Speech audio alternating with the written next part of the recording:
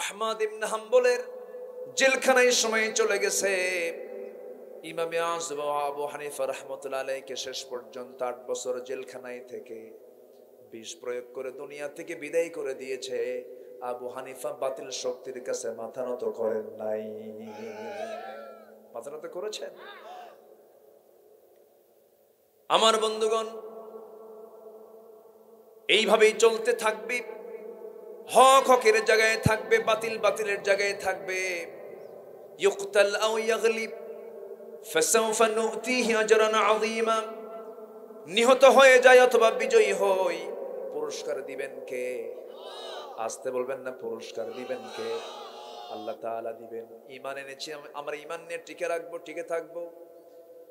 ঈমান আনাটা সহজ, কিন্তু টিকে রাখাটা কঠিন। আল্লাহ রাব্বুল আলামিন এই জন্য এক জায়গায় বলছেন, ঈমানের ব্যাখ্যা দিতে গিয়ে আরেক জায়গায় বলছেন, ইন্নাল্লাযীনা ক্বালু রাব্বুনাল্লাহু সুম্মা ইসতাকামু তাতানাজ্জালু আলাইহিমুল মালায়েকা আল্লা তাখাফু ওয়া লা তাহজানু ওয়া আবশিরু বিল জান্নাতিল্লাতী কুনতুম তুআদুন। জোরে বলুন আল্লাহু আকবার। নিঃসন্দেহে যারা বলবে, ইন্নাল্লাযীনা ক্বারাউ বলেন নাই, ইন্নাল্লাযীনা ক্বালু বলেছেন। যারা পড়বে না, যারা বলবে, পড়া আর বলার মধ্যে তফাৎ আছে না নাই বলেন? হিন্দুরা কোরআন পড়তে পারে, কিন্তু আমরা শুধু কোরআন পড়ি না বলি। বলেন, বলি। কোরআনের কথাই আমার কথা, ঠিক কিনা বলেন?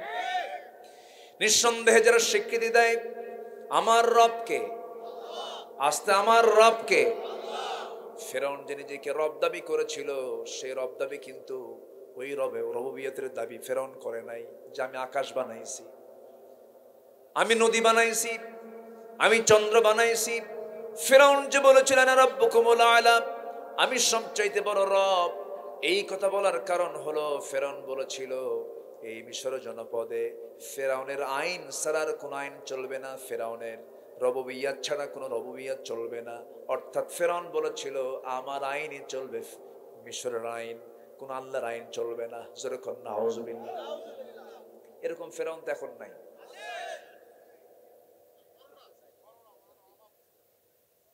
আল্লাহর আইন চলবে না, মানুষের আইন চলতে হবে। এটা এই মূল নীতি কার? এটা বলেন, আমি কি বলেন কোন নীতি? এটা কার? কার? ফেরাউন। আমার বন্ধুগণ, আমার ভাইরা, আল্লাহ রাব্বুল আলামিন বলছেন যারা বলল আমার রব আল্লাহ, সুম্মা ইসতাকামু, এবং তার উপরে যে বান্দা অটল থাকলো। কুমিল্লা অঞ্চলের, কুমিল্লা জেলার মুরাদনগর উপজেলার বাঙ্গড়া দক্ষিণ পাড়া জামে মসজিদ মাহফিল ইন্তেজামে কমিটি কর্তৃক আয়োজিত দক্ষিণ পাড়া প্রবাসী বৃন্দের সার্বিক সহযোগিতায় অনুষ্ঠিত 34তম বার্ষিক তাফসীরুল কোরআন মাহফিল 2024।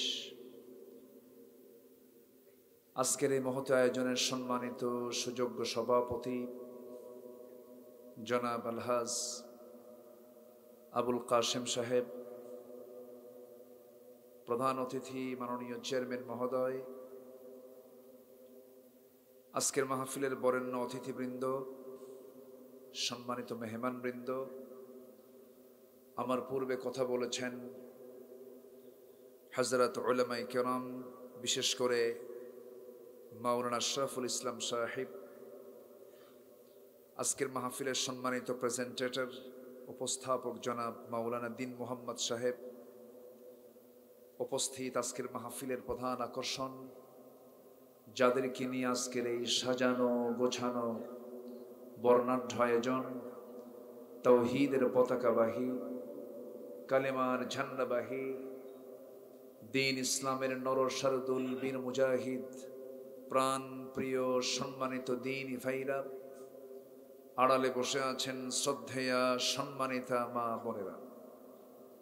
আলোচনার সূচনায় আনুষ্ঠানিকতার মধ্য দিয়ে আমার পক্ষ থেকে আবারও দিল খোলা সালাম, আসসালামু আলাইকুম ওয়া রাহমাতুল্লাহি ওয়া বারাকাতুহু।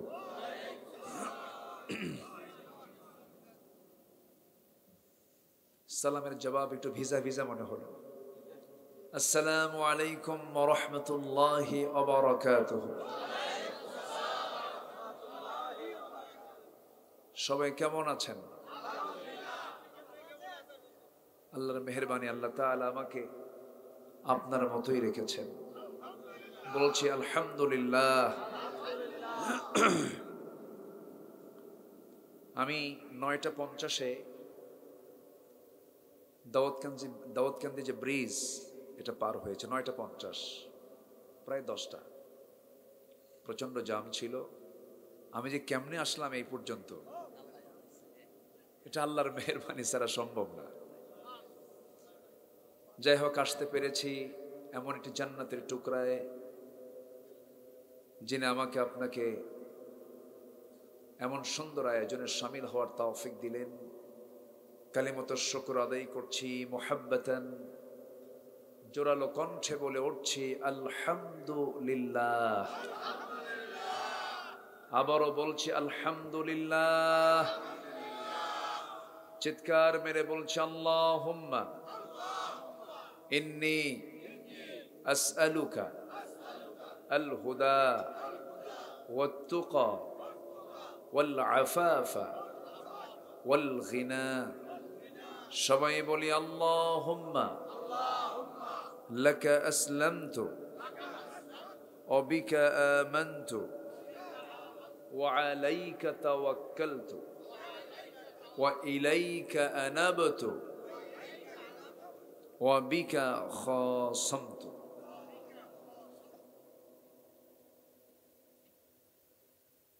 আমরা আল্লাহ তাআলার শুকর আদায় করে নিলাম।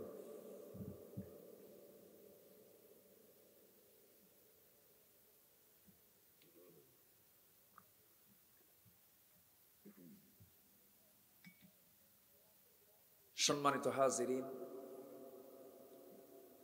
আমি আলোচনার সূচনায়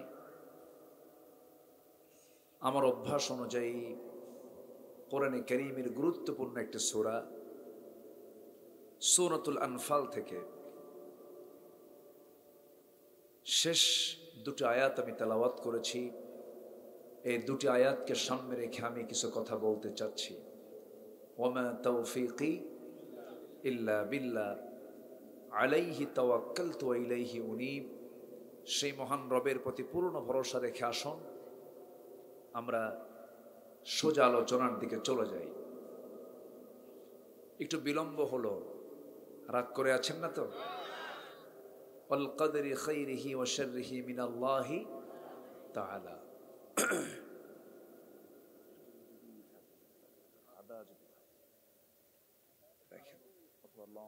এগুলো রাখতে হয় মঞ্চে, রাখতে হয়। সম্মানিত ভাইয়েরা,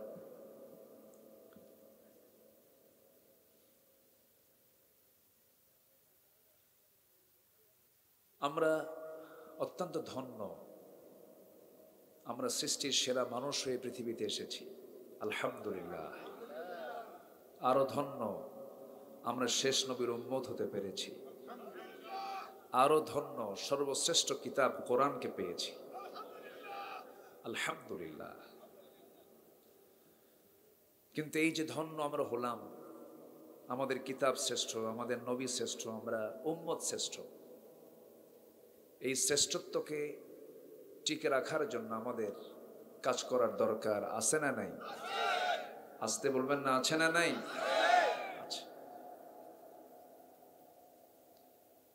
জাহান্নাম যাওয়ার জন্য পরিশ্রম লাগে না, কিন্তু জান্নাত যাওয়ার জন্য পরিশ্রম মেহনতের দরকার আছে না নাই? আছে।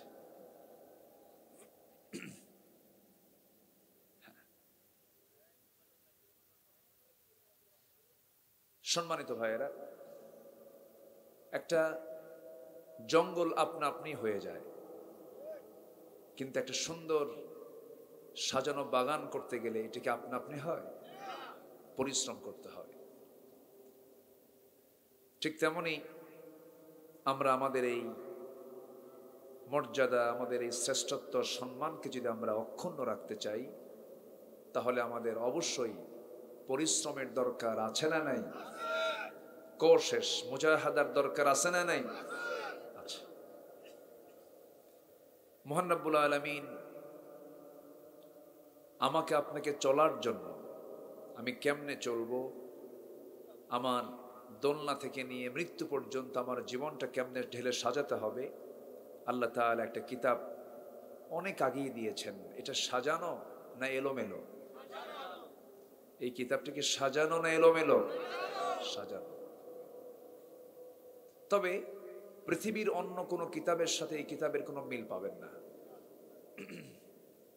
কেন মিল পাবেন না? পৃথিবীর সব লেখকের লেখা বই পৃথিবীর মানুষের দুই চোখ দিয়ে দেখে চিন্তা করে লেখা বই। এই জন্য পৃথিবীর সব লেখকের বইটার ধরন একরকম, আর আমার আল্লাহ তাআলার এই কিতাবের ধরনটা ভিন্ন রকম। জোরে বলি সুবহানাল্লাহ। কেমন করে? ধরুন, পৃথিবীর যত মানুষ বাড়িঘর বানিয়েছে, যে ছাদ, এই ছাদের নিচে কলম আছে না নাই? খুঁটি ছাড়া কোনো ছাদ আছে? কিন্তু আমার আল্লাহ তাআলার যে ছাদ, এর কোনো খুঁটি আছে? খুঁটি নেই। বেগাইরি আমাদিন তারাউনাহা, আল্লাহ তাআলা খুঁটিবিহীন একটা ছাদ সুন্দর করে তৈরি করেছেন। তো পৃথিবীর মানুষ ছাদ বানায়, কলম লাগে, আর আমার আল্লাহ তাআলা একটা ছাদ বানায় দিয়েছেন, আমরা চোখের সামনে দেখতে পাচ্ছি, তার কোনো খুঁটি নাই, খুঁটিবিহীন ছাদ। আল্লাহ রাব্বুল আলামিন যেমন করে আকাশ সাজিয়েছেন, সাতটা আকাশ সাজিয়েছেন, সাত সমুদ্র সাজিয়েছেন, সাবআ সামাওয়াত সাবআতু আবহুর, সবগুলো যেমন করে সাজিয়েছেন আল্লাহ রাব্বুল আলামিন তিনি কোরআনটাকে সাজিয়েছেন। এর প্রতিটা আয়াত আল্লাহ তাআলা যেখানে যেটা সেট করা দরকার তাই করেছেন। ধরুন, কোরআনে কারীমের মধ্যে সবচাইতে বড় সূরা সূরাতুল বাকারা, সূরাতুল বাকারা, যার আয়াত সংখ্যা হলো 286। 286 আয়াত সম্বলিত বিশাল একটি সূরা, এটা সর্ববৃহৎ সূরা। 286 অর্ধেক কত বলেন তো? না রাগ করতেছেন? হুজুর শুনতে আসলাম ওয়াজ, আবার অঙ্ক শিখান কেন? রাগ করতেছেন না তো? 143।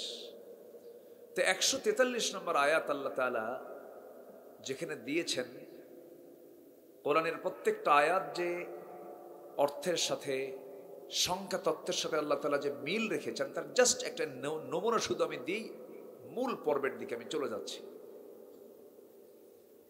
143 নম্বর আয়াত আল্লাহ তাআলা কোন আয়াতটা সেট করেছেন? এই নম্বরে আল্লাহ রাব্বুল আলামিন বলেন, وَكَذَلِكَ جَعَلْنَاكُمْ أُمَّةً وَسَطًا لِتَكُونُوا شُهَدَاءَ عَلَى النَّاسِ وَيَكُونَ الرَّسُولُ عَلَيْكُمْ شَهِيدًا। এমনই করে আমি তোমাদেরকে মধ্যম জাতি করে দুনিয়াতে পাঠিয়ে দিয়েছি। আমরা হলাম মধ্যম জাতি। এই পরিচয় দিলেন কে? আল্লাহ তাআলা। দেখেন, এই আয়াতটা এমন জায়গায় সেট করেছেন, প্রথমেও দেন নাই, শেষেও দেন নাই, আয়াতটা ঠিক দিয়েছেন মধ্যে। মধ্যম আয়াতে মধ্যম অর্থ দিয়ে অর্থের সঙ্গে আয়াতের সেটিংটাও মিল রেখেছেন। এরকম করে বহু জায়গায় আল্লাহ রাব্বুল আলামিন সংখ্যা তত্ত্বের সঙ্গে আয়াতের মিল রেখেছেন, অর্থের মিল রেখেছেন। ইউসুফ আলাইহিস সালাতু ওয়াস সালাম স্বপ্নের মধ্যে দেখলেন কি, ইন্নী রাআইতু আহাদা আশারা কাওকাবান ওয়াশ-শামসা ওয়াল কমারা রাআইতুহুম লি সাজিদিন। ও আমার আব্বা, আমি স্বপ্নের মধ্যে দেখতে পেলাম 11টা নক্ষত্র, চন্দ্র, সূর্য সব মিলে আমাকে সম্মানজনক সেজদা দিতেছে। জবাবে বাপ বলেন, লা তাকসুস রুয়াকা আলা ইখওয়াতিক, এই স্বপ্নের কথাগুলো তোমার ভাইদের সামনে তুমি ডিসকাস করো না, বলতে যেও না। এই যে ইন্নী রাআইতু 11 কাওকাবা, 11টা নক্ষত্রের কথা আসছি। ইন্নী রাআইতু 11 কাওকাবা, এই বাক্যের মধ্যে আল্লাহ তাআলা 11টা নক্তা দিয়েছেন এবং এখানে 11টা নক্ষত্রের কথাও বলেছেন। জোরে বলে সুবহানাল্লাহ। নক্ষত্র কয়টা? আবার এটা লিখতে নক্তা কয়টা? 11টা। এরকম করে আল্লাহ তাআলা কোরআনটাকে সাজিয়েছেন। এমন কোন গবেষক নাই যে তার গবেষণার কোন সাবজেক্ট কোরআনে বাদ পড়েছে। সুবহানাল্লাহ বলবেন না? একটু জিকির করে লা ইলাহা,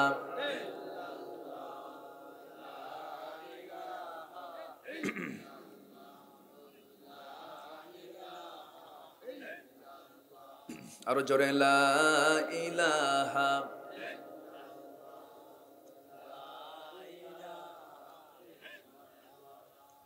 আরো জোরে লা ইলাহা,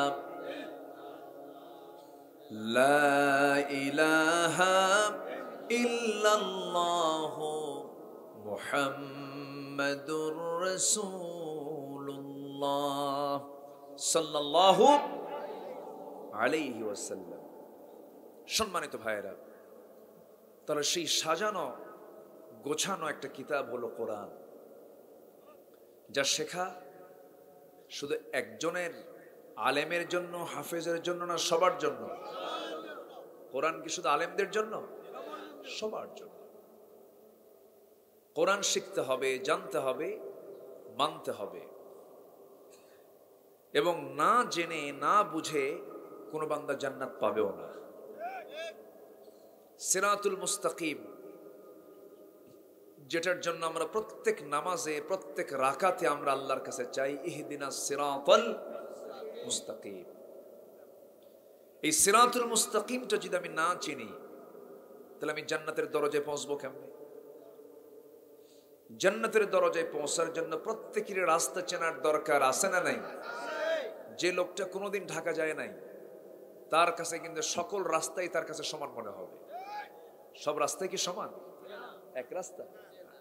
যেমন নবগত কোনো পথিক যদি কোনো নতুন শহরে ঢোকে, সব রাস্তা তার কাছে একরকম মনে হবে। ঠিক তেমনি যে ব্যক্তি না জেনে না বুঝে কোরআন জানলো না, দিন জানলো না, ইসলাম জানলো না, শুধু মার পেট থেকে জন্ম নিয়েছে মুসলিম পরিবারে, সে যদি মনে করে আমি এই পরিচয় দিয়ে আমি জান্নাত পাবো, সে সেই দিন হাসরের ময়দানে রাস্তা হারায় ফেলবে, রাস্তা খুঁজে পাবে না। তাহলে রাস্তা যদি খুঁজে পেতে চাই, তাহলে জান্নাতের রাস্তাটা কোথায় আছে? বলেন কোথায় আছে? কোরআনে আছে। এখন আরো সহজ হয়ে গেছে বিষয়টা, আমি একটু উদাহরণটা দেই। ধরুন আপনি টেকনাফ যাবেন, এখান থেকে টেকনাফ আপনি যাবেন, কাউকে বলার দরকার নাই, শুধু গুগল ম্যাপে শুধু সার্চ দিবেন, লিখবেন মেরিন ড্রাইভ টেকনাফ, কাউকে বলা লাগবে না। গুগল ম্যাপ আপনাকে টাইম দেখাবে, জ্যাম দেখাবে, প্রবলেম দেখাবে, আপনাকে এই ম্যাপ নিয়ে চলে যাবে সেই গন্তব্যস্থলের দিকে। মানুষের এই সীমিত যদি এই মেধা দিয়ে এরকম একটা ম্যাপ যদি পথ নির্দেশকে যদি তৈরি করা সম্ভব হয়, অবশ্যই জান্নাতে যাওয়ার একটা ম্যাপ স্পষ্ট কোরআনে আছে না নাই? আসতে বলবেন না, আছে না নাই? আমার বন্ধুগণ, আল্লাহ রাব্বুল আলামিন বলছেন, বান্দারে সোজা কথা, তুই যতটুকু ভালো কাজ করবি তার জাযা তুই পেয়ে যাবি, তুই যতটুকু খারাপ কাজ করবি তার জাযাও তুই পেয়ে যাবি। আয়াতটা যদিও ভয়ঙ্কর কিন্তু ক্লিয়ার কথা। فَمَن يَعْمَلْ مِثْقَالَ ذَرَّةٍ خَيْرًا يَرَهُ وَمَن يَعْمَلْ مِثْقَالَ ذَرَّةٍ شَرًّا يَرَهُ। জাররা মানে খালি চোখে দেখা যায় না এমন কিছু গুনাহ হয়তো আমি মনেই করি নাই এটা ভালো কাজ, কিন্তু ভালো কাজ বলে গণ্য করবেন কে?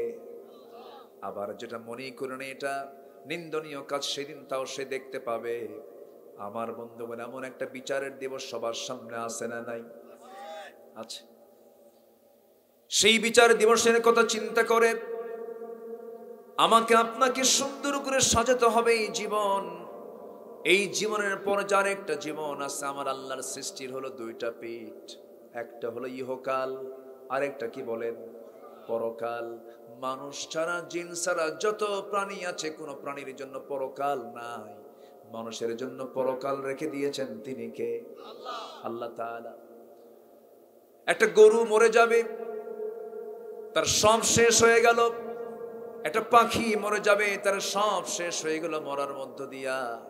কিন্তু মানুষের জীবন যে শুরু হয়ে গেল মরার মধ্য দিয়ে, যে জীবন শুরু হবে সেই জীবনের কোনোদিন আর কোনোদিন শেষ নাই।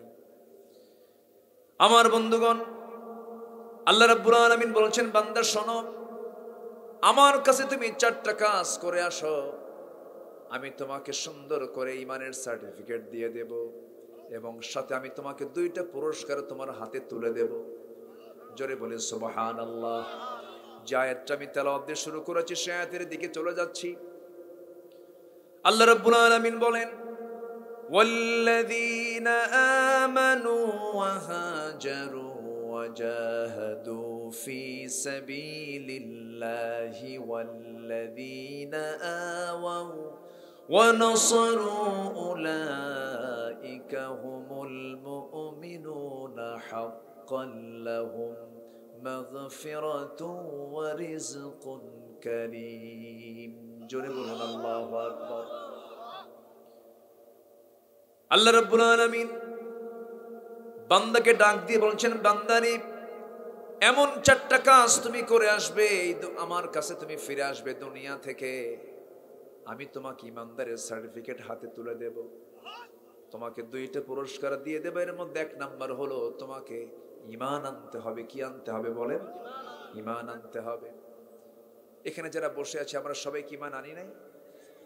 কিন্তু দুঃখজনক হলো সত্য, আমার দেশে মুসলমান বেশি না মুসলমান বেশি? বলেন বলেন বলেন। মুসলমান বেশি, কিন্তু দুঃখজনক হলো সত্য, নামাজি বেশি না বেনামাজি বেশি? আমার দেশে বেঈমান বেশি না ঈমানদার বেশি? এই বেঈমান কেমনে বেশি হলো? মুসলমান বেশি হলো তো ঈমানদারও বেশি হয়।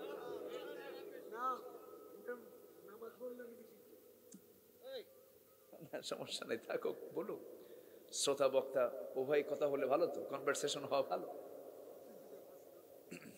তাহলে আমার দেশে নামাজি কম কিন্তু ঈমানদার বেশি, তাই না? এই তো নাকি? নামাজি কম কিন্তু ঈমানদার বেশি। হ্যাঁ, ঈমানের দাবিদার বেশি। হ্যাঁ, এই তো রাইট উত্তর উনি দিয়েছেন। আহাসিবান নাস আন ইউতরাকু আন ইয়াকুলু আমান্না ওয়া হুম লা ইফতানুন। আল্লাহ বলছেন, ঈমান এনেছি, এই এতটুকুন বললে আমি তোমারে ছেড়ে দিব? কার কথা?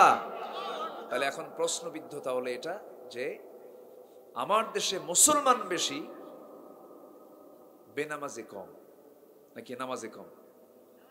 হ্যাঁ বলেন, ভালো করে বলেন। মুসলমান বেশি কিন্তু নামাজি কম। তাহলে এমন মুসলমান যারা অধিকাংশই কি পড়ে না? নামাজ পড়ে না, কিন্তু ঈমানের দাবি 16 আনা। ঈমানের দাবি কি? 16 আনা। কিন্তু আল্লাহ তাআলা বলছেন নামাজের ব্যাপারে আল্লাহ এত কঠোর হয়েছেন, এত কঠোর। সূরাতু মারইয়ামের 59 নম্বর আয়াতে আল্লাহ তাআলা এক জায়গায় এত ভয়ঙ্কর কথা বলেছেন, দেখেন। আল্লাহ রাব্বুল আলামিন বলেন, ফাখালাফা মিন বা'দিহিম খালফুন আদাউস সালাতা ওয়াত্তাবাউশ শাহাওয়াতি ফাসাউফা ইয়ালকাউনা গায়্যা। জোরে বলুন আল্লাহু আকবার। যে বান্দাগুলো দুনিয়ার জিন্দেগিতে দুটো অপরাধ সবচেয়ে বেশি করবে, আমি আল্লাহ তাকে শুধু জাহান্নামের মধ্যে ঢুকাবো না, জাহান্নামের গর্তের মধ্যে ঢুকাবো। যেরকম নাউজুবিল্লাহ। জেলখানার মধ্যে আরেকটা জেল হলো, জেলখানার মধ্যে সেল আছে, যেখানে সেল আছে না, জেলের মধ্যে আরেকটা জেল হলো সেল।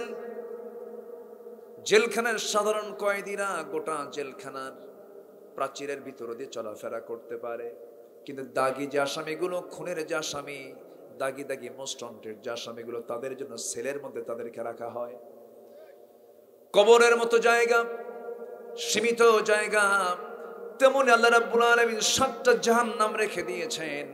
এই জাহান্নামের মধ্যে কিছু ভয়ঙ্কর জায়গা রেখে দিয়েছেন, কিছু গর্ত রেখে দিয়েছেন। এখানে আল্লাহ তাআলা সূরা মারইয়ামের মধ্যে গাই নামক গর্তের কথা বলেছেন।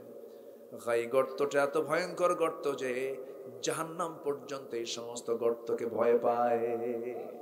নাউজুবিল্লাহ, কত ভয়ঙ্কর জায়গা।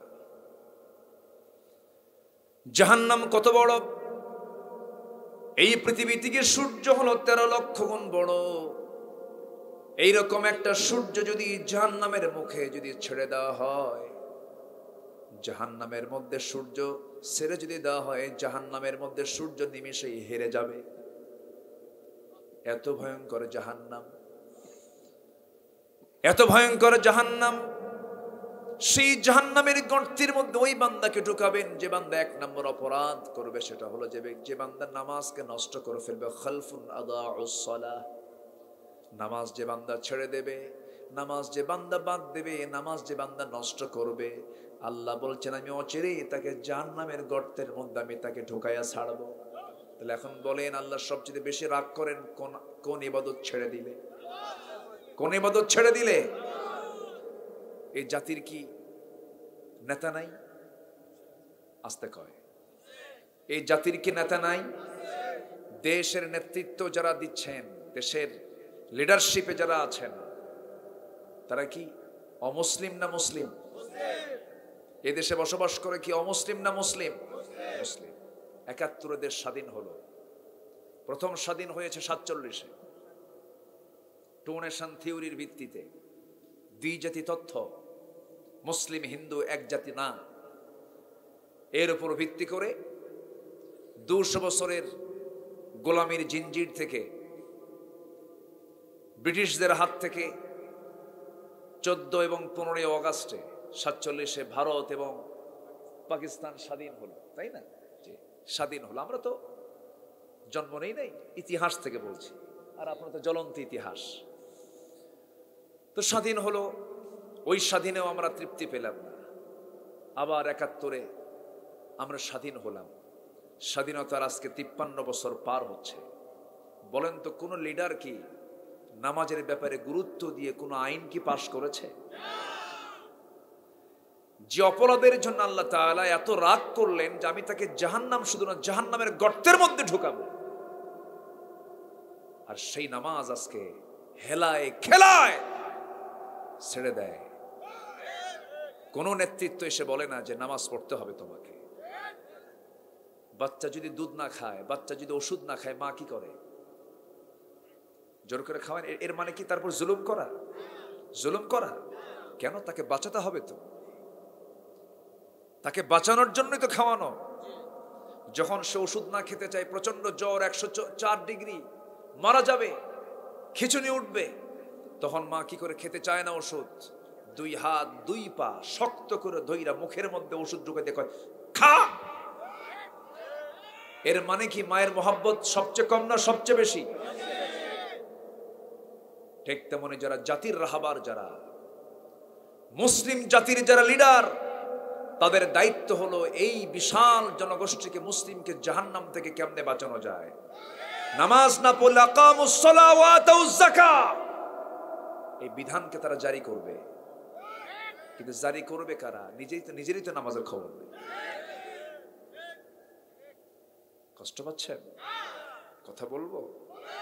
কোনো সমস্যা, অসুবিধা? জোরে বলি ইনশাআল্লাহ। তাহলে আল্লাহর কাছে একটা জিনিস স্পষ্ট হলো, সবচেয়ে বড় অপরাধ হলো কি? ছেড়ে দেওয়া, নামাজ ছেড়ে দেওয়া। আবার সূরা মুদ্দাসসিরে চলে যান, আল্লাহ রাব্বুল আলামিন বলেন, মা সালাকাকুম ফি সাকার ক্বালু লাম নাকু মিনাল মুসাল্লিন ওয়া লাম নাকু নুতঈমুল মিসকিন ওয়া কুন্না নাখুদু মা'আল খায়িদিন। জোরে বলুন আল্লাহু আকবার। আজকে তোমরা জাহান্নামে কেন? জাহান্নামীরা বলবে আমরা 4টা কাজ করে আসি না। এর মধ্যে 1 নাম্বার কাজ হলো আজান শুনেছি, মুয়াজ্জিন আজান দিয়েছেন, আজান শুনেছি কানে কানে, কিন্তু ব্যবসা করেছি, ফজরের সময় ঘুমের সাগরে হাবুডুবু খেয়েছি, নামাজ পড়তে যাই নাই। আজকে আমরা এই জন্য আজকে এই সাকার নামক দোজখের মধ্যে আমরা পড়ে আছি। যেরকম নাউজুবিল্লাহ। তাহলে আমরা ঈমানদার। 18 কোটি মুসলমানের দেশে সবাই আমরা বলি আমরা ঈমানদার, কিন্তু নামাজের কোনো খবর। আমার দেশে এই মুহূর্তে মসজিদ বেশি না মুসল্লি বেশি?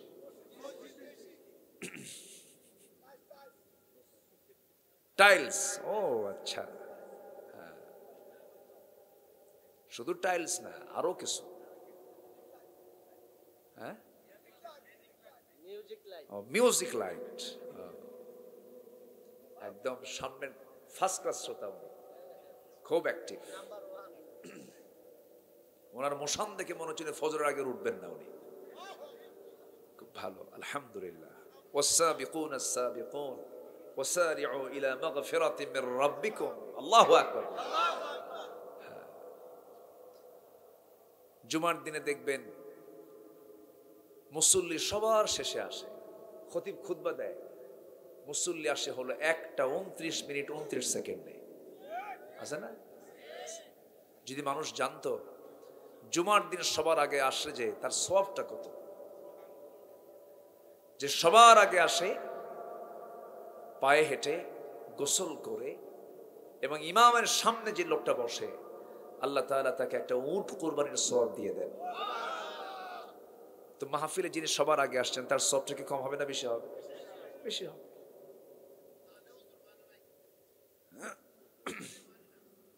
জানে একটা কাজ আগায় থাকলো তো মানবে একদিন, জানলো না মানলো না তাহলে কি হলো বলে, তাই না? যে জানে না মানে না, অপরাধ কয়টা হলো? আর যে জানলো মানলো না, অপরাধ কয়টা হয়ে আছে? একটা। সে তো মানতেও পারে। আমার কথা কি বুঝতেছেন? আগে জানতে হবে। নলেজ ইজ পাওয়ার, জ্ঞান শক্তি। এবং আল্লাহ তাআলা প্রথম হুকুম কিন্তু দিয়েছেন পড়ো। প্রথম কি? পড়ো। মূর্খ আর জ্ঞানী কখনো সমান হতে পারে না। জ্ঞানী ফিরে আসতে পারে, মূর্খ ফিরবে কি? ও তো জানেই না। সম্মানিত ভাইয়েরা, তাহলে 4টা কাজের 1 নাম্বার কাজ হলো আমার ঈমান আনবো। কি আনবো বলেন? ঈমান তো আমরা যেহেতু মুসলিম পরিবারে জন্ম নিয়েছি, আমরা তো ঈমান এনেই আছি নাকি? এরকম কিছু না। ব্রাহ্মণের ছেলে ব্রাহ্মণ হতে পারে,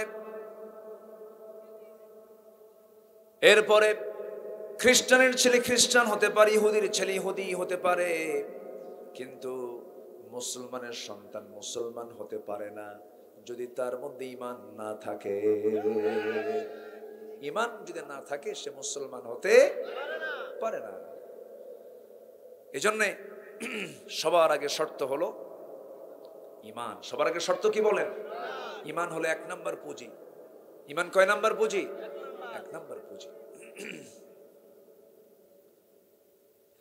আমেরিকার একজন বড় ধনকুবের, একজন ধনাঢ্য ব্যক্তি আছে, তার নাম হচ্ছে বিল গেটস। এই বিল গেটস তার সমস্ত সম্পত্তির প্রায় ম্যাক্সিমাম অংশই সে দান করেছে রেড ক্রসকে, দান করেছে। কি সমস্যা? ও বাচ্চারা, ওরা কথা বলবি তো, ওরা তো এরকম করবে। একটু আমার দিকে তাকা। তো বিল গেটস হাজার হাজার কোটি টাকা সমাজ সেবার জন্য, মানুষের সেবার জন্য উনি দান করে দিয়েছেন। এই যে বিশাল দান, তার এত তার খেদমত, আল্লাহর গোলামদের জন্য, বান্দার জন্য, কিন্তু তার এটার কোনো প্রাপ্তি, কিছু অংশ কি আল্লাহর কাছ থেকে সে পাবে? পাবে না, কশ্চিন কালেও পাবে না। কারণ তার মধ্যে কি নাই? ঈমানটা নাই। ঈমান যদি থাকে সব যোগ হয়ে যাবে, ঈমান যদি না থাকে কোনো কিছুই যোগ হবে না। আল্লাহ রাব্বুল আলামিন যেখানেই জান্নাতের কথা বলেছেন সেখানে আগে ঈমানের প্রসঙ্গ আগে টেনেছেন। আল্লাহ রাব্বুল আলামিন এক জায়গায় বলেন, ইন্নাল্লাযীনা আমানু ওয়া আমিলুস সালিহাতি কানাত লাহুম জান্নাতুল ফিরদাউসি নুজুলা খালিদিনা ফিহা লা ইয়াবগুনা আনহা হিওয়ালা। জোরে বলুন আল্লাহু আকবার। ঈমান যারা আনবে, আমলে সালেহ যারা করবে, আল্লাহ রাব্বুল আলামিন বলছেন ওই সমস্ত বান্দার জন্য আমি আল্লাহ 8 নাম্বার নয়, 7 নাম্বার নয়, 6 নাম্বার নয়, 5 নাম্বার নয়, 4 নাম্বার, 3 নয়, 2 নয়, 1 নাম্বার জান্নাত আমি জান্নাতুল ফেরদাউস বরাদ্দ রেখেছি। সবাই কি জান্নাত পেতে চাই না? ইনশাআল্লাহ সবাই কি জান্নাত পেতে চাই? আমার ঈমান আগে ভালো করে আনবো। জোরে বলি ইনশাআল্লাহ। আমার দেশে বহু ঈমানদার আছে, না আমি ঈমান আলী, নাম কি? ঈমান আলী, কিন্তু নামাজ পড়ে না। নাম হলো রমজান আলী, রমজান মাসে দুপুরবেলা ভাত খায়, আছে না? এই যে রমজান আসতেছে, হোটেলের সামনে লেখা থাকে যত্ন সহকারে ভিতরে খাওয়ানো হয়, পর্দা সহকারে, ওই তো যত্ন সহকারে। সম্মানিত ভাইয়েরা, আজকে আমার দেশে রমজান মাসে, অন্য মাস বাদ দেন, রমজান মাসেই যে অপকর্মগুলো হয়, রমজান মাস এমন কোন আকাম কুকাম নাই যা হয় না। সম্মানিত বন্ধুগণ, আমার দেশে মদের দোকান তো নাই, আসতে বলে মদের দোকান আছে না নাই? আচ্ছা, এই এলাকায় কি সুদ টুদ আছে? সুদ আছে? গুডাউন ভালো। তাহলে ওরকম সুদখোর কিন্তু আছে, নামাজও পড়ে, আছে না? নামাজি সুদখোর আছে না নাই? তাহলে এরকম যদি হয় যে নামাজি সুদ খায়, নামাজি হাজিও আছে কিন্তু, তাহলে শুধু হাজি না লেখে, লিখতে হবে আলহাজ সুদখোর অমুক। তা কি লেখে না? তা কি লেখা থাকে? কেন? সে জানে এই কামটা ভালো না, এই কামটা ভালো না। তাহলে সে নিজেও কিন্তু জানে যে আমি যদি এই কাজটা ভালো হতো, তাহলে আমি যেরকম হজ করে এসে আমার নামের আগে কি হাজি, তাহলে হাজি সুদখোর অমুক, তা তো লেখে না, সে নিজেও পছন্দ করে না। কেন? সুদটা অপছন্দনীয় কাজ, জানে সেটা জুলুমের কাজ। এই সুদ, এই মদ, এই জেনা, এগুলো কি 1000 বছর ওয়াজ করে কি বন্ধ হবে মনে হয় আপনাদের কাছে? গোটা পৃথিবীব্যাপী একটা পরিসংখ্যান দিচ্ছি, অনেক রাত হয়েছে, গোটা পৃথিবীব্যাপী মদ বিক্রির পরিমাণ বছরে প্রায় $1600 বিলিয়ন। আচ্ছা, পতিতা বাণিজ্য, যেটা জেনার বাণিজ্য, বছরে বিশ্বব্যাপী প্রায় $400 বিলিয়ন। ক্যাসিনো, জুয়া, এগুলোর পেছনে বার্ষিক প্রায় $300 বিলিয়ন। ভিডিও কম্পিউটার গেমস, যে কি ফ্রি ফায়ার, পাবজি টাবজি যা আছে, দেখেন ছোট ছোট বাচ্চারা হাসে ওগুলো দেখে, ওরা কিন্তু বোঝে, ওরা খুব ফাস্ট। এগুলোর পিছনে চলে যায় বছরে প্রায় বিজনেস $60 থেকে $70 বিলিয়ন। বৈশ্বিক এই সমস্ত মাদক, তারপরে জুয়া, পতিতা, অবৈধ বিজনেস সব মিলে প্রায় $2685 বিলিয়ন এর পিছনে লেনদেন হয়। আচ্ছা বলেন তো, এই দেশে যারা মদের দোকান দিয়ে আছে, পতিতাবৃত্তির লাইসেন্স নিয়ে আছে, জুয়ার কারবার করছে, সুদের কারবার করছে। আপনি বলেন তো, এরা কি কখনো এই দেশে ইসলাম আসুক এটা কি চায়? আসতে বলবেন না, চায়। আপনি আপনি আসতে করেন। সবাইকে চান? সবাইকে আমরা চাই? যদি চাই তাহলে ভালো আছি। আমার বন্ধুগণ, তাহলে এখান থেকে বিষয়টি স্পষ্ট হয়ে গেল, আমার দেশে এমন কিছু মুসলমান আছে নামাজও পড়ে, রোজাও রাখে, হজও করে, দান সাদগাও করে, মসজিদ বানায়, মাদ্রাসা বানায়, কিন্তু তারা কখনো এই দেশে কোরআনের আইন আসুক এটা তারা চায় না। কারণ মদের দোকান বন্ধ হয়ে যাবে, সুদের কারবার বন্ধ হয়ে যাবে, জেনার কারবার বন্ধ হয়ে যাবে। ইমানদার তেমনটা হতে পারে না। ইমানদার কেমন হবে? আল্লাহ রাব্বুল আলামিন সুন্দর করে বলছেন, ইমানদারের 1 নম্বর গুণ হবে, ইমানদার কখনো হারাম কিছু কাজে যাবে না, হারাম কিছু খাবে না। আল্লাহ রাব্বুল আলামিন বান্দার জন্য সুদটাকে কেমন হারাম করে দিয়েছেন? দুর্বল হারাম না শক্ত হারাম? আহাল্লাল্লাহুল বাই'a ওয়া হাররামার রিবা ওয়ালা তাকরাবুজ জিনা ইন্নাহু কানা ফাহিশাতাও ওয়া সাআ সাবিলা ইন্নামাল খামরু ওয়াল মাইসিরু ওয়াল আনসাবু ওয়াল আজলাবু রিজসুম মিন আমালিশ শাইতান ফাজতানিবুহু। জোরে বলুন আল্লাহু আকবার। আমি যে আয়াতগুলো বলতেছি বিরক্ত হচ্ছেন না তো? এই যে মদের আয়াত, এই যে সুদের আয়াত, এই যে জেনার আয়াতগুলো আল্লাহ তাআলা দিয়েছেন, এগুলো কি শুধু আমরা নামাজের তেলাওয়াতে দেখতে চাই না, সমাজেও দেখতে চাই? সমাজে যদি আমরা দেখতে চাই, 1000 বছর শুধু ওয়াজ শুনেই শুধু কাজ হবে না, এর জন্য সংঘবদ্ধ হওয়ার দরকার আছে না নাই? ইমানদার একা থাকবে না, সংঘবদ্ধ থাকবে। একা থাকবে না, সংঘবদ্ধ হবে। সেই সংঘবদ্ধের দলের নাম কি হবে? জোরে, আরো জোরে, আরো জোরে। সে দলের নেতা থাকবে কি থাকবে না বলেন? আমার নেতা মূল একজন, তিনি হচ্ছেন মুহাম্মদুর রাসূলুল্লাহ। মুহাম্মদুর রাসূলুল্লাহ। আমার বন্ধুগণ, যে ইমানদার হালালকে হালাল জানবে না, হারামকে হারাম জানবে না, ওয়া হালালতুল হালাল ওয়া হারামতুল হারাম ওয়া লাম আযিদ আলা যালিকা শাইআন আদখুলুল জান্নাতা ইয়া রাসূলুল্লাহ। এক সাহাবী বললেন, হে রাসূল, আমি যদি 5 ওয়াক্ত নামাজ, রমজান মাসে রোজা, আর যদি আমি হালালকে হালাল জানি, হারামকে হারাম জানি, ওয়া লাম আযিদ আলা যালিকা শাইআন, এই 4টার বাইরে আমি কিছু করব না, আমি কি জান্নাত পাবো নাকি? রাসূল সঙ্গে সঙ্গে বললেন, তুমি যদি হারামকে ছেড়ে দাও, হালালকে গ্রহণ করো, অবশ্যই তুমি জান্নাত পেয়ে যাবে। ওয়ালা তালবিসুল হক বিল বাতিল। আমার দেশে কিছু মুসলমান আছে, এরা হিসাব কষে, বুঝলেন? হিসাবটা কেমন? আল্লাহ আমারে জান্নাত না দিয়ে যাবে কোথায়?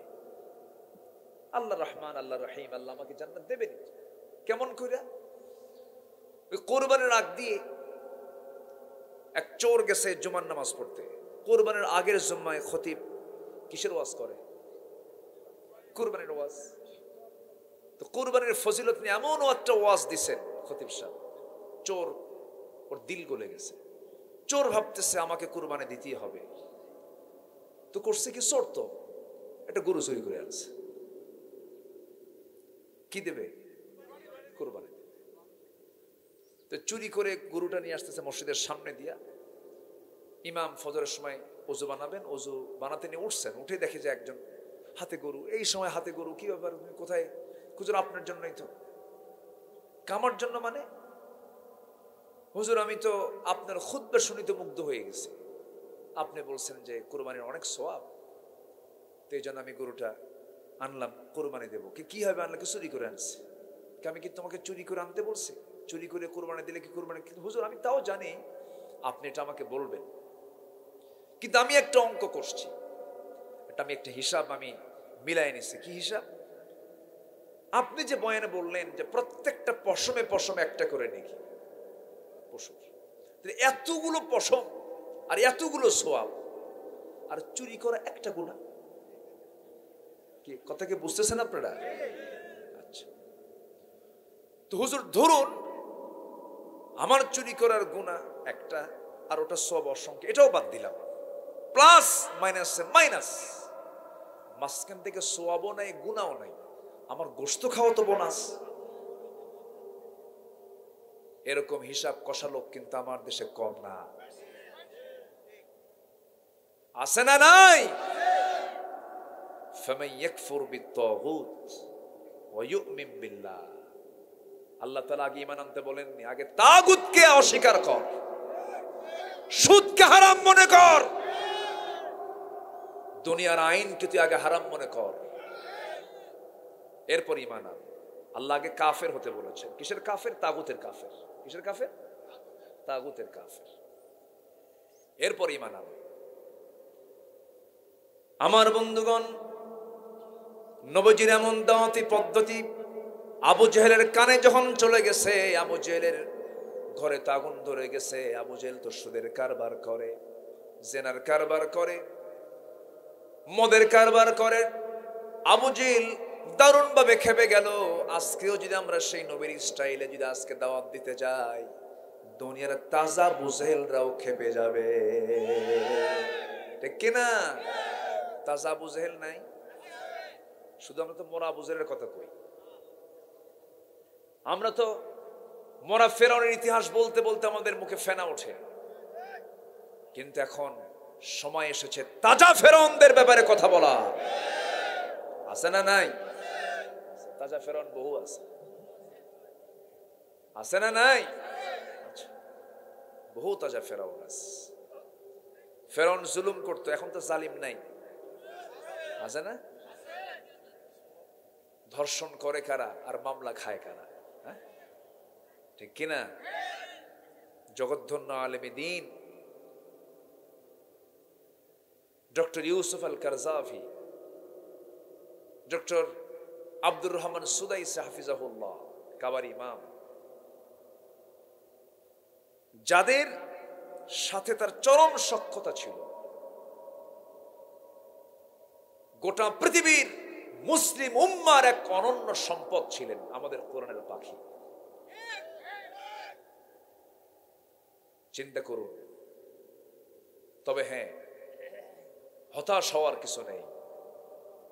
যুগে যুগে অনেক আম্বিয়ে কেরামকে জুলুমের শিকার হয়ে শাহাদত বরণ করতে হয়েছে। আমি কি শেষ করে দেব? ওই যে দুজন লোক উঠে গেল, কি সময় আছে তো, এখন বসেন, একটু বসেন। ও এখন তো শীতকাল, একটু চাপচুপ আছে তো, একটু বসেন, একটু আর একটু বসেন। 4টা কাজ শিখে আমরা চলে যাবো ইনশাআল্লাহ। জোরে বলেন ইনশাআল্লাহ। আমি কিন্তু খাইও নাই, একটা না আসতেছে, একটু বসেন। তাহলে এই ইতিহাস কি এখনকার না আগের থেকে চলে আসতেছে? আগের থেকে। কি বলে ইমাম ইবনু তাইমিয়া রাহমাতুল্লাহ আলাইহি, ইমাম ইবনু তাইমিয়া দামেস্কের জেলখানায় জালিম শাসক তাকে আটকায় রাখছে। তো জেল সুপার এসে মাঝে মাঝে কাঁদে আর বলে, হুজুর আমি আপনার খুব ভক্ত, আপনাকে খুব ভালোবাসি, কিন্তু কি করব হুজুর, আমরা হুকুমের গোলাম, কি করব? জেল সুপার বলতেছে। ইমাম ইবনু তাইমিয়া বলছেন, জেল সুপার আপনার মূল বক্তব্য কি বলেন? বলতেছে কি আমরা কি আখিরাতে নাজাত পাবো না? ইমাম ইবনু তাইমিয়া বললেন, তোমাদের মতো ব্যক্তির কারণে জালিমরা জুলুম করার সাহস পায়। তা বুঝতেছেন কি?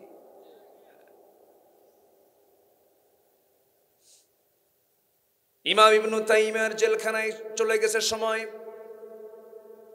আহমদ ইবনে হাম্বলের জেলখানায় সময় চলে গেছে।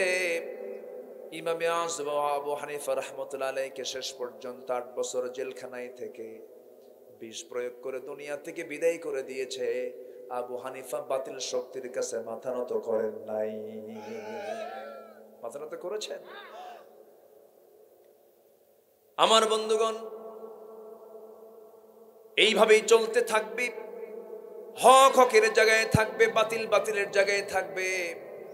ইউকতাল আও ইয়াগলিব ফাসাউফা নুতিহি আজরান আযীমা। নিহত হয়ে যায় অথবা বিজয়ী হই, পুরস্কার দিবেন কে? আসতে বলবেন না, পুরস্কার দিবেন কে?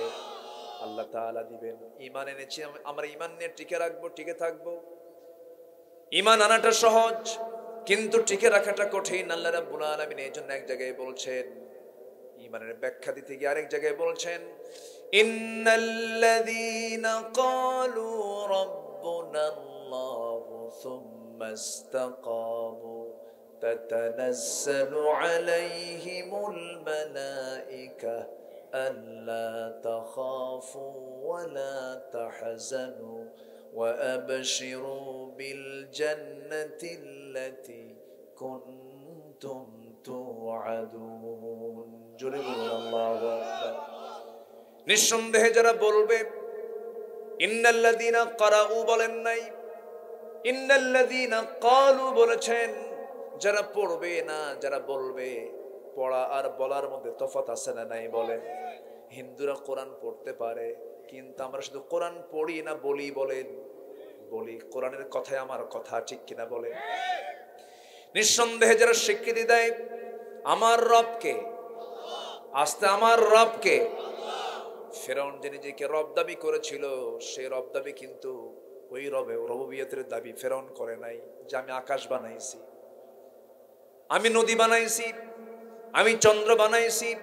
ফেরাউন যে বলেছিল না রাব্বুকুমুল আলা, আমি সবচাইতে বড় রব, এই কথা বলার কারণ হলো ফেরাউন বলেছিল এই মিশর জনপদে ফেরাউনের আইন ছাড়ার কোন আইন চলবে না, ফেরাউনের রবুবিয়াত ছাড়া কোনো রবুবিয়াত চলবে না।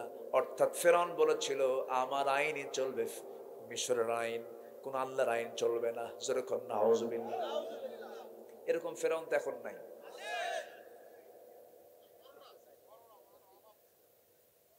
আল্লাহর আইন চলবে না, মানুষের আইন চলতে হবে। এটা এই মূল নীতি কার? এটা বলেন, আমি কি বলেন কোন নীতি? এটা কার? কার? ফেরাউন। আমার বন্ধুগণ, আমার ভাইরা, আল্লাহ রাব্বুল আলামিন বলছেন যারা বলল আমার রব আল্লাহ, সুম্মা ইসতাকামু, এবং তার উপরে যে বান্দা অটল থাকলো, আল্লাহ বলছেন বান্দা চিন্তা করো না, অটল থাকার কারণে আমি তোমার জন্য জান্নাতের ওয়াদা করলাম। জোরে করুন সুবহানাল্লাহ। ঈমান আনা যায়, টিকে থাকা সহজ নয়। ঈমান আনা যায়, টিকে থাকা সহজ নয়। আমার নবীর হাতে বায়াত নিয়ে আবিসিনিয়ায় হিজরত করে খ্রিস্টান হয়ে গেছে, আছে এরকম, তাই না? আমার নবীর হাতে বায়াত নিয়ে দুজন খ্রিস্টান হয়ে গেল। তাদের দুজন স্ত্রী আবার সাহাবী ছিলেন। তারা মদিনায় স্বামীকে বাদ দিয়া ঈমানকে টিকে রেখে চলে আসলেন মদিনায়। এটার নাম ঈমান। আরেকজন নারীর কথা মনে হয়ে গেল, যে নারীকে আল্লাহ রাব্বুল আলামিন এত দাম দিয়ে দিয়েছেন, যিনি ছিলেন মুসার সময়ের মানুষ, আজ থেকে 4000 বছর আগের মানুষ, কিন্তু তিনি কি এমন আমল করলেন, আল্লাহ রাব্বুল আলামিন তার সুন্দর দোয়াটা কোরআনে কারীমের মতো কিতাবের মধ্যে ঢুকায়া দিলেন। কেন দিলেন? কি জন্য দিলেন? দেখেন, আল্লাহ এত সম্মান এই নারীকে কেন দিলেন? এর কারণ হলো ঈমানটা তিনি এনেছিলেন, ঈমানের উপরে তিনি টিকে ছিলেন। যখন এই মহিলা যখন ঈমান টানলেন, ঈমান আনার সঙ্গে সঙ্গে তার স্বামীর কানে সংবাদটা চলে গেল। স্বামী তো সাধারণ কোনো স্বামী নয়, অনেক বড় ওজনের মানুষ, যদিও সে জালিম। ফেরাউনের মতো মানুষ তার হলো স্বামী। ফেরাউন যখন জানতে পারলো তার বউ আসিয়া আলাইহিস সালাতু ওয়াস সালাম ইসলাম কবুল করেছেন, সামনে আস্তে করে হাজির হয়ে বলছে, আসিয়া শুনতে পেলাম তুমি নাকি ইসলাম কবুল করেছো। আসিয়া বলছেন, স্বামী আমার, আপনি শুনবেন কেন? আপনি দেখেন, আশহাদু আল্লা ইলাহা ইল্লাল্লাহ ওয়াহদাহু লা শারীকা লাহ। এই কথা বলার সঙ্গে সঙ্গে ফেরাউন বলল, আসিয়া তুমি কেমন আচরণটা করলে, এটা বড় ক্ষতি হয়ে গেল আমার। তোমাকে ছেড়ে দিতে হবে। আমি জানি মুসা সত্য, মুসার দ্বীনও সত্য। আমি জানি মুসার দ্বীনের মধ্যে কোনো সমস্যা নাই, সব সঠিক। মুসার রবও সঠিক, মুসাও সঠিক। তার আরেকটা প্রমাণ হলো ফেরাউন যখন মারা যায় সেই সময় বলছিল, মুসা তুমি আমাকে বাঁচাও, মুসার আল্লাহ তুমি আমাকে বাঁচাও। কার আল্লাহ? শেষ পর্যন্ত বলতেছে আল্লাহ আমাকে বাঁচাও। আল্লাহ বলছে তোকে বাঁচাবো কেন? এবং শেষ পর্যন্ত ফেরাউন বলেছিল মরার আগে, ওয়ানা মিনাল মুসলিমিন, ওয়ানা মিনাল মুসলিমিন। বলেও কি লাভ হয়েছে? মিথ্যা কথা বলেছে, আসলে সে মুসলমান নয়। ফেরাউন জানতো বুঝতো কিন্তু মানতো না, আবু জেহেলও জানতো বুঝতো কিন্তু মানতো না। আমার বন্ধুগণ, নবীজি যেদিন প্রথম যুদ্ধ বদর প্রান্তরে, রমজান মাস কি মাস বলেন? বদর যুদ্ধ কোন মাসে হয়েছে? রমজান আরেকটা মাসের নাম, রমজানের অপর নাম কি বলেন? বদর। রমজান মাসের অপর নাম কি? বদর মাস, বিজয়ের মাস। আমার নবীজি বদর প্রান্তরে যখন চলে গেলেন, আবু জেহেল, উতবা, শাইবা, মুগিরা, ওয়ালিদ, কাট্টা কাট্টা কাফের সহ হাজার সৈন্য নিয়ে, কুরাইশ নিয়ে যখন ফেরাউন কি বলে আবু জেহেল যখন রওনা দিয়েছে মক্কা থেকে, লোহিতের সাগরে ঘেসে ঘেসে যখন বদর প্রান্তর পর্যন্ত চলে আসলো, কষ্ট করে তারা ক্লান্ত হয়ে গেছে। উতবা, শাইবা, মুগিরা সব মিলে আসল বড় নেতাকে বলছে, আবু জেহেল সত্যি করে বলো তো, আমরা যার বিরুদ্ধে যুদ্ধ করতে আসলাম সেই লোকটার দোষটা কি বলতো, সে লোকটা কেমন বলতো? আবু জেহেল বলতেছে, শোনো, এই আকাশের নিচে এবং এই জমিনের নিচে আমার চোখে মুহাম্মদ বিন আব্দুল্লাহর চাইতে ভালো মানুষ আমার দ্বিতীয়টা চোখে পড়ে নাই। কে কয়? কে বলে? আবু জেহেল। সবাই বললো তাহলে আমরা যুদ্ধ করতে আসলাম কেন? সঙ্গে সঙ্গে আবু জেহেল বলতে, যুদ্ধ করতে আসার দুইটা কারণ। এক নাম্বার কারণ হলো বাপ দাদার ধর্ম। আছে না সমাজে, আছে না কিছু লোক, আমার বাপ ও সোর আমিও সোর, আছে না কিছু, আছে না? আরেকটা হলো, আবু জেহেল বলে ফেললো, আরেকটা কারণ হলো আমার ক্ষমতা চলে যাবে, কর্তৃত্ব চলে যাবে, এই জন্য আমি আসছি যুদ্ধের ময়দানে। আজকের সমাজেও কিছু লোক আছে যারা বাপ দাদা ওই কাহিনীটাকে, কেউ ধরছে বাপ, কেউ ধরছে স্বামী, ঠিক কি? কারো বাপের দেশ, কারো স্বামীর দেশ, মাঝখান দিয়ে আমরা শেষ। আসতে কন কেন? আরেকটা হলো ক্ষমতা, ক্ষমতাকে টিকে রাখার জন্য রাতকে দিন করা, দিনকে রাত করা। কিন্তু আল্লাহ তাআলা বলছেন, বান্দা এমন করে তুমি নাজাত পাবে না, জান্নাত পাবে না। সকল স্বার্থ ত্যাগ করতে হবে, স্যাক্রিফাইস করতে হবে। ইন্না সলাতি ওয়া নুসুকি ওয়া মাহইয়ায়া ওয়া মামাতি লিল্লাহি রাব্বিল আলামিন। ফেরাউন বলে ফেলল, আসিয়া তোমার ঈমান ছাড়তে হবে। আসিয়া বলেন, ঈমান তো আনছি আমি ছাড়ার জন্য নয়, জীবন চলে যাবে, ঈমান থেকে এক চুল পরিমাণ নড়াতে পারবেন না। শেষ পর্যন্ত ফেরাউন বলল, আসিয়া আমি তোমাকে কি দেই নাই বলো? সব তো আমি তোমাকে দিয়েছি। বলুন তো, চেয়ারম্যান বড় না চেয়ারম্যানের বউ বড়?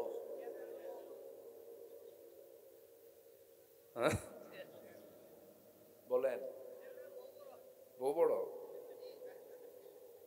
তাই তো। আপনি যত বড় হুজুর হন না কেন, বউয়ের কাছে হুজুরগিরি খাটে না। তুমি কত বড় হুজুর আমার জানা আছে, বসো, ফিউজ। একদিক থেকে আপনার উত্তর রাইট। ফেরাউন কত বড় দাপটে একজন নেতা, তার ওয়াইফ মানে কি মিসেস ফেরাউন, ইমরাতে ফেরাউন তো আসছে। ছোটখাটো পদ না বড় পদ? এই পদ তিনি ছাড়লেন। চিন্তা করা যায়, এই জৌলুস সামাজিক মর্যাদা, status, social status, first lady of Egypt ছেড়ে দিলেন। কাকে পাইতে গিয়ে? পরিবার ছাড়লেন, স্বামী ছাড়লেন, দুনিয়ার সমস্ত নাজ নিয়ামত তিনি ছাড়লেন। খুঁজে পেলেন কাকে? আল্লাহকে। ছোটখাটো কথা? ঈমান আনতে যত বাধা আসে, যত সাইড থেকে বাধা আসে, সব বাধা ফেস করেছেন এই আসিয়া। আল্লাহ তাআলা এমনি কোরআনে তার ইতিহাস টানেন নাই। শেষ পর্যন্ত কি হলো? ফেরাউন বলল, আসিয়ার সংসার তছনছ হয়ে গেল, আমার মন খান খান হয়ে গেল, তুমি এত বড় ক্ষতি আমার করে ফেলবে আমি ধারণাও করি নাই। আসিয়া বলছেন, স্বামী আমার, আমি তো নিজেও ক্ষতিগ্রস্ত হতে চাই নাই, আমি আপনাকে ক্ষতির মধ্যে ফেলতে চাই না, আপনি কালেমা পড়েন। সুবহানাল্লাহ বলে। ঢেকি স্বর্গে গেলেও ও এলাকায় এই কথা আছে, একই দেশ তো, ভাষা ভিন্ন, কই ভাষাও তো এক, হয়তো একটু টান টুন কম বেশি, একটু মধ্যে কিছু কিছু জায়গায় মধ্যে তবাই, কিছু কিছু মধ্যে মুত্তাসিল, এই তাছাড়া আর কিছু নেই। এইখান থেকে সোজা একটু টান মারবেন, ওই কোম্পানিগঞ্জ থেকে সোজা একটু বিশ্ব রোড দিয়ে একটু কিশোরগঞ্জের দিকে যাবেন, ওরা একটু মধ্যে মুত্তাসিল দিয়ে কথা বলে, লম্বা টানে, গেছাল টান, খাইবাইন যাইবাইন, আসেন এরকম আছে না? খাইছুন। এই ভাষা আল্লাহ তাআলা ভাষাগুলো কত যে দিয়েছেন, বলি আলহামদুলিল্লাহ। কেন দিয়েছেন জানেন? এর কারণ হলো আঞ্চলিক পাসওয়ার্ড। এটা আপনি বাঙ্গুরার মানুষ, আপনি ময়নামতির ওখানে গিয়ে এক লাইন বললেই ওরা বুঝে নেবে যে আপনি নবীনগর স্পট থেকে আসছেন, ঠিক কিনা বলে? আবার ময়নামতির লোক যদি 14 গ্রাম যায়, 14 গ্রামের লোক বলবে এ কি তা কয়, কথা বোঝেন নাই? নোয়াখালীর টান চলে আসছে।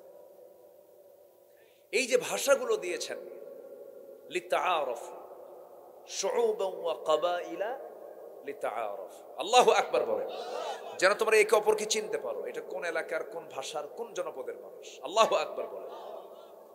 এটা না হলে সমস্যা হয়ে যেত। আচ্ছা, যাই হোক, তো আসিয়া আলাইহিস সালাতু ওয়াস সালাম শেষ পর্যন্ত স্বামীকে বলেন, স্বামী আমার, আপনি আমাকে কি করবেন জানি না, তবে একটা কথা আপনি আমার থেকে শুনে নেন। সেই কথাটা হলো, এই দুনিয়াতে আমি আপনার সাথে ছিলাম, আপনি আমার সাথে ছিলেন, আপনি আমার স্বামী, আমি আপনার স্ত্রী। ওই সময়ের ধর্মীয় শরীয়তের বিধান অনুযায়ী সেই সময় কাফেরের ঘরে মুমিনা নারীও ছিলেন, তার স্পষ্ট প্রমাণ আসিয়া আলাইহিস সালাতু ওয়াস সালাম। শেষ পর্যন্ত আসিয়া আলাইহিস সালাতু ওয়াস সালাম বলে ফেললেন, আমার স্বামী, আপনি আমাকে কি করবেন জানি না, তবে চূড়ান্ত সিদ্ধান্ত হলো আমি হাসতে হাসতে দুনিয়া থেকে বিদায় নেব, কিন্তু ঈমান থেকে এক চুল পরিমাণ নড়ব না। ওয়াল্লাযীনা আমানু, যারা ঈমান আনবে, এটা হচ্ছে ঈমান আনা। শেষ পর্যন্ত আসিয়া আলাইহিস সালাতু ওয়াস সালামের জন্য জল্লাদ রেডি করে দেওয়া হলো। জল্লাদ প্রস্তুতি নিয়ে ফেলল। জল্লাদকে ডাক দিয়ে বলল, জল্লাদ, আসিয়ার কপালে করাতটা তুই সেট করে ফেল, দেখি আসিয়া কি করে। করাত যখন সেট করে ফেললো, বলো হলো, আসিয়া, কিছুক্ষণের মধ্যেই তোমার কপালে করাত দিয়ে তোমাকে 2 খণ্ড করে তোমাকে দুনিয়া থেকে বিদায় করে দেওয়া হবে। আসিয়া সঙ্গে সঙ্গে বললেন, আমার স্বামী, আপনি আমাকে যত হুমকি দেখাবেন আমার জন্য তত উপকার হবে, কারণ আমি আমার নাকের মধ্যে জান্নাতের ঘ্রাণ পেতেছি, জান্নাতের ঘ্রাণ আমি পেয়ে গেছি। আপনি আমাকে কি করবেন জানি না। শেষ পর্যন্ত চোখের ইশারা যখন দেওয়া হলো, করাত দিয়ে যখন তার কপালে যখন চেরা শুরু হয়ে গেছে, এমন সময় তিনি আকাশের দিকে তাকায় অসহায়ের মতো তিনি আল্লাহর কাছে একটা দোয়া করলেন। আল্লাহর কাছে সেই দোয়াটা তো হয়ে গেল। আল্লাহ রাব্বুল আলামিন সোজা একদম আসিয়ার টোটাল দোয়াটা কপি করে কোরআনের মধ্যে তুলে দিয়েছেন। জোরে বলে সুবহানাল্লাহ। কি দোয়া তিনি করেছেন? রব্বি বিনিলি ইনদাকা বাইতান ফিল জান্নাতি ওয়া নাজ্জিনি মিন ফিরআউনা ওয়া আমালিহি। আল্লাহ, তুমি আমাকে বানায় দিবা আমার জন্য ইনদাকা, তোমার কাছে, বাইতান, বুয়ুতুন বহুবচন, বাইতান এক বচন, একটা ঘর তুমি আমাকে দিবা, ছোট্ট ঘর জান্নাতের মধ্যে, তবে সেই ঘরটা হওয়া চাই ইনদাকা, তোমার কাছে, মানে তোমার ঘরের সাথে একটা ঘর। এই কথা বললেন। এই কথা বলে দোয়া সম্পন্ন করলেন। দুনিয়া থেকে বিদায় নিলেন, আসিয়া আলাইহিস সালাতু ওয়াস সালাম করাত দিয়ে চিরে 2 টুকরা করে দেওয়া হলো। দুনিয়ার সমস্ত নর নারীকে জানায়া দিলেন, বুঝায়া দিলেন, ও দুনিয়ার মুসলমানরা, ঈমান শুধু আনলে হবে না, ঈমানটা টিকে রাখতে গিয়ে হাসতে হাসতে করাতের তলে এমন করে জীবনটা দিয়ে দিতে হয়। জোরে বলেন সুবহানাল্লাহ। তারা হচ্ছে আমাদের অনুপ্রেরণা। আসিয়ার মতো নারী হচ্ছে আমাদের জন্য উৎসাহ। আজকের মায়েরা আসিয়ার নাম জানে না, অনেক এরকম আছে। খাদিজার ইতিহাস জানে না, সুমাইয়ার ইতিহাস জানে না, খাওলা বিনতে আজরের ইতিহাস জানে না। কোন ইতিহাস জানে জানেন? সন্ধ্যা থেকে শুরু হয় রাত 3টা পর্যন্ত সিরিয়াল, সব ইন্ডিয়ান সিরিয়াল গুলো, ঠিক কিনা? সন্তান কি হবে? সন্তান তো সিরিয়াল মার্কাই হবে। আল্লাহ তুমি এলাকার মা বোনদেরকে দিন বোঝার তৌফিক দিয়ে দাও। জোরে বলে আমিন। সম্মানিত ভাইরা, এরপরে ওয়াহাজারু, যারা হিজরত করবে, কি করবে? জাতির পিতা কে বলেন তো? আরো জোরে, আরো জোরে, আবার বলেন। বারবার বললাম কেন বুঝে নেন, যেন ভুল না হয়, যেন কি না হয়, ভুল না হয়। তিনি হিজরত করেছেন। মুসা আলাইহিস সালাতু ওয়াস সালাম হিজরত করেছেন। আমার নবী হিজরত করেন নাই? দিনের বেলা না রাতের বেলা? কেন রাতের বেলা? কেন? প্রকাশ্যে না লুকায়া? লুকায়া। বলেন বলেন, লুকায়া না? প্রকাশ্যে বের হয়েছে না লুকায়া বের হয়েছেন? আমার নবীজি লুকালেন কেন? আমার নবীজি একাকী রাত্রে বেলা কেন বের হলেন? লুকানো কিন্তু এটা আমি দোষ ধরছি না। কেন? নবীর বিরুদ্ধে হত্যার হুলিয়া জারি হয়েছে, যেখানে পাবে সেখানে হত্যা করবে। বিশ্ব নবীর মতো মানুষ, যার জীবনে অনাকাঙ্ক্ষিত অনিচ্ছাকৃত ভাবেও যার মুখ থেকে একটা মিথ্যা কথা বের হয়নি, সেই নবীজিকে হত্যার পরিকল্পনা কেন করা হলো জানেন? এর মূল কারণ হচ্ছে একটাই, সেটা হলো রাসূল বলেছেন, এই জমিনে কারো আইন চলবে না, আইন চলতে হবে আমার আল্লাহ তাআলা। রাসূল তাপস করতে পারতেন, ইচ্ছা করলে পারতেন না? রাসূল যদি বলতেন, আবু জেহেল চাচা আপনার কি দরকার বলেন, কেউ বলতো মদ দাও আর জেনার লাইসেন্স এগুলো ঠিক থাকুক, এগুলো সব তুমি বৈধতা দিয়ে দাও, তোমার ধর্ম 6 মাস, আমার ধর্ম 6 মাস, আমি তোমার রবের বৈধতা দিয়ে দিচ্ছি, তুমি আমার রবের বৈধতা দিয়ে দাও। এরকম লোক এখনো আমাদের দেশে আছে না নাই? রাসূল কি এরকম কিছু কন্ডিশন মেনে নিয়েছেন? লাকুম দীনুকুম ওয়ালিয়া দিন, বলে দিয়েছেন তোমার দিনটা তোমার কাছে, আমার দিন আমার কাছে। ধর্ম যার যার, উৎসব তার তার। এমনি ফতুয়া দিলে তো হবে না। ধর্ম যার যার, উৎসব তার তার।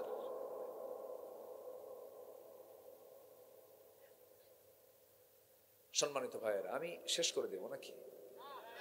উঠেন, বসেন, একটু বসেন, আরেকটু। 4টা কাজ। হিজরতের 2টা অর্থ, একটা হচ্ছে দেশ ত্যাগ করা দ্বীনের জন্য, আরেকটা হলো আল মুহাজিরু মান হাজারা মা নাহাল্লাহু আনহু। প্রকৃত মুহাজির সেই যে হারাম কাজ থেকে নিজেকে বিরত রাখলো, সে একটা মুহাজির। যেরকম সুবহানাল্লাহ। নাম্বার 3 হলো ওয়াজাহাদু ফি সাবিলিল্লাহ, কার রাস্তায় জিহাদ করা। জিহাদের সাথে কিছু কিছু লোকের অ্যালার্জি আছে, আছে না? জিহাদের নাম শুনলে অনেকের গায়ে চুলকায়। ওরা জিহাদকে জঙ্গির সাথে তুলনা করতে চায়। যদি জিহাদকে যদি কেউ জঙ্গির সঙ্গে তুলনা করতে চায়, জঙ্গিবাদের সঙ্গে তুলনা করতে চায়, তাহলে এই দোষ পড়ে যায় আমার নবীর ঘাড়ে আগে। যেরকম নাউজুবিল্লাহ, আমার নবী জিহাদ করেন নাই। রাসূল যদি জিহাদ করেন তাহলে তিনি মুজাহিদ, আর মুজাহিদকে যদি জঙ্গি বলা হয় তাহলে জঙ্গির গালি কার ঘাড়ে গিয়ে পড়তেছে? কার কাঁধে গিয়ে? আমার নবীর কাঁধে গিয়ে পড়ছে। সম্মানিত ভাইয়েরা, সম্মানিত বন্ধুগণ, জিহাদকে তারাই জঙ্গি বলে আখ্যা দেওয়ার চেষ্টা করতে চায় যারা জমিন আল্লাহর দ্বীন চায় না, ঠিক কিনা? ওই সমস্ত মুনাফিকদের বিরুদ্ধে আমাদের সংগ্রাম করার দরকার আছে না নাই?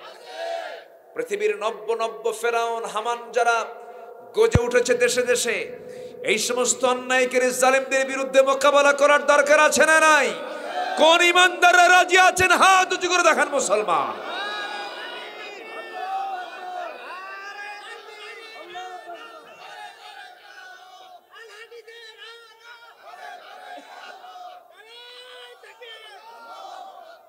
আল্লাহ কবুল করুন, জোরে বলি আমিন, আরো জোরে আমিন।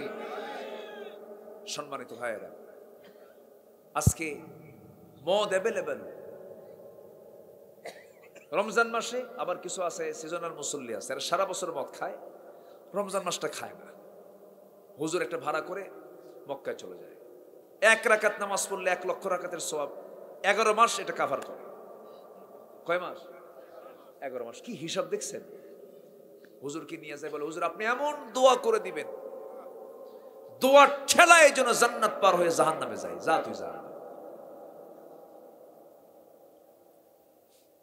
বাস ওমরা টোমরা কইরা রমজান মাস, কিয়ামুল লাইল, কদর, ইতিকাফ সব কিছু শেষ করে দেশে ঈদের দিন ফিরে এসে সন্ধ্যার পর দেশে এসে ঈদের রাতে 3 বোতল মদ খায় শীত হয়ে পড়ে আছে। আছে না? আমি কি ভুল বলছি? এগুলো আছে, এগুলো করা যাবে না। ঈমান এনেছি, টিকে থাকবো, জোরে বলি ইনশাআল্লাহ। প্রয়োজনে হিজরত করব, জোরে বলি ইনশাআল্লাহ। প্রয়োজনে আমাকে আপনাকে হারাম কাজ ছাড়ার দরকার আছে না নাই? টোটাল হয়তো আমি নিষ্পাপ তো হতে পারবো না, নিষ্পাপ ছিলেন মুহাম্মদ সাল্লাল্লাহু আলাইহি ওয়াসাল্লাম। চেষ্টা করতে হবে কোনো পাপ কাজে নিজেকে না জড়ানো। আল্লাহ কবুল করুন। আল্লাহ কত দয়ালু। ইন তাজতানিবু কাবাইরা মা তুনহাউনা আনহু নুকাফির আনকুম সাইয়্যাতিকুম। বান্দা তুমি কি জানো, তুমি যদি বড় বড় গুনাহ না করো, ছোট গুনার দিকে আমি তাকাবই না। জোরে বলে সুবহানাল্লাহ। কি কথা আল্লাহরা। বড় বড় গুনাহ কইরো না, তুমি সুদ খায়ও না, তুমি বোনের সম্পত্তি মেরে নিও না, তুমি বান্দার হক নষ্ট করো না, তুমি জেনার কারবার করো না। বড় বড় গুনাহগুলো, বাপ মার সঙ্গে নাফরমানি করো না, উকুকুল ওয়ালিদাইন এটা করো না। আলা উনাব্বিউকুম বিআকবারিল কাবাইর আল ইশরাকু বিল্লাহ, উকুকুল ওয়ালিদাইন, কাউলুজ জুর, এগুলো করো না। বাপ মাকে দেখো। এই সমস্ত বড় বড় হারামগুলো ছেড়ে আমার কাছে আসো, ছোট গুনার দিকে নজর না দিয়ে আমি তোমাকে সোজা জান্নাত দিয়ে দেব। অনুদখিলকুম মুদখালান কারীমা। কিন্তু দুঃখজনক হলো সত্য, প্রতিবেশীর ঘর আপনার ঘর, আপনার জায়গা দিয়ে সে একটু হেঁটে হেঁটে যায় তার ঘরে, একটু গন্ডগোল লাগলো, হঠাৎ করে সেই রাস্তার উপর আপনি খোঁটা গাড়লেন। এরকম লোক তো ব্রাহ্মণবাড়িয়া নাই। আছে? আছে? বিবাড়িয়াতে আছে?